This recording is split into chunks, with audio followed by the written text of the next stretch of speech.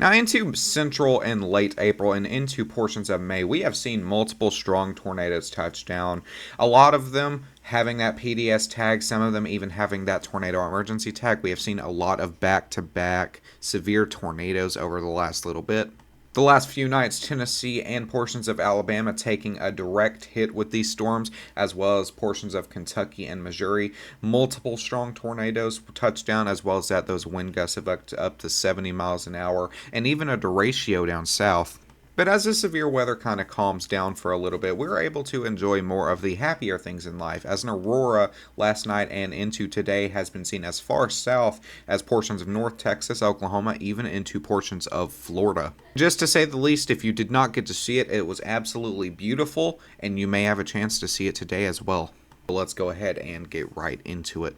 Now, hello everybody, my name is Christian, welcome back to Skycast, and as I was saying just a little bit ago, we've had a decent amount of strong storms. That is now going to be calming down over the next little bit, and we're going to be seeing some other things start pop up. Now, something that the National Weather Service has posted is yesterday we had that G5 Aurora. A G5 Aurora is the strongest it can go. It can knock out power grids and everything like that. We did see that power grid irregularities and high frequency communication issues and GPS issues. Overnight, the Aurora was visible far south. As far south as portions of even Florida, as you can see right here on that map. More towards portions of Canada, North US had it very beautifully. But as far as down south into Florida, you could see the aurora from portions all the way down there towards like central Florida into Oklahoma and Texas as it's set on the horizon and just a little bit overhead. But this is expected to continue today. Not as strong really, but anywhere from 9 to 11 Eastern Standard Time. You could possibly see it in the sky with your phone camera, since your phone camera has a little more exposure than your eyes. But with that, try to get out there, see it a little bit longer.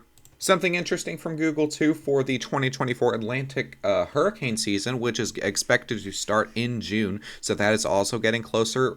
Here on the channel, we've been monitoring the severe weather very closely. Keep in mind that it's not just severe weather. We have had the eclipse. We have had the hurricane season soon to start. We have had the aurora. It's been an absolutely beautiful year. In terms of quantity, we are expected to see a far above average hurricane season with 23 named storms and about 11 hurricanes.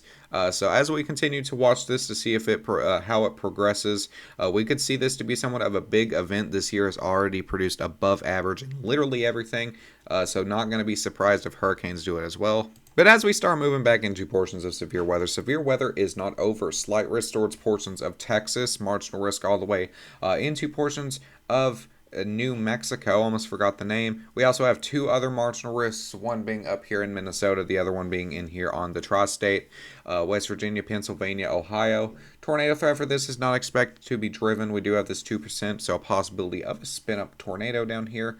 The wind threat going to be 5% for all the marginals, and hail threat's going to be for the marginal over here towards the tri-state, and the other one down here towards the slight risk with a 15%. Mainly a wind-driven threat, but a possibility to see those wind gusts has not been ruled out, as well as those tornadoes. Isolated strong to severe thunderstorms may occur this afternoon and evening across portions of central, southern, southeast New Mexico and west-southwest Texas. Large hail and strong wind gusts may occur. Notice how they're not highlighting tornadoes, since it's not going to be that big of a threat. And here you can read the hypnosis if you would like to. Now, as we get into tomorrow on Sunday, kind of a even more lower threat. We do have this marginal risk of severe weather through portions of western Louisiana and into portions of Texas, Oklahoma. Tornado threat for here is once again 2%, so a possibility of maybe a spin-up tornado or two along the Texas horizon. The wind threat for this, not expected to be wind-driven either. Hail threat, not hail-driven either. So kind of all those threats on the table, but they're pretty low. So not expected to be too wild of an event as we continue to watch and see. Isolated severe thunderstorms are possible from the eastern Texas panhandle into central and southeast Texas and into Louisiana on Sunday. And if you would like to pause to read these hypnosis, you can do so now. And now as we get into portions of day 3 on Monday, Monday could shape up to be another possible severe weather event. We do have this slight risk towards portions of Texas all the way into the Mississippi Valley. Probabilistic of this being severe is a 15% significant towards that northwest side. So we will continue to watch to see if this upgrades. If it does, would not be surprised. Severe thunderstorms are possible Monday from central and east Texas into the lower Mississippi Valley. And if you would like to pause to read this hypnosis, you can do so now. And as we're looking on the day 4 through 8, day 4, day 5, day 6, day 7, and day 8, there is nothing really on the table. So pretty calm for the most part. We do have a couple of discussions down here just kind of showing through what could possibly happen. So feel free to pause to read that. But as of now, looking at a more calmer threat, which is a good thing. Now, I did shorten my webcam just for a little bit, but as this outbreak has continued and progressed, this is from April 18th into yesterday on May the 10th. And you can see just how many reports there are. There is an excess of 1,000 reports on this screen. And they are anything from tornado reports, a decent amount of clusters of these tornado reports. And this has been kind of not only just for tornado outbreaks, but with these threats, you have that big threat that kind of dies off a little bit, and then you have that other big threat, and it's just been non-stop tornadoes.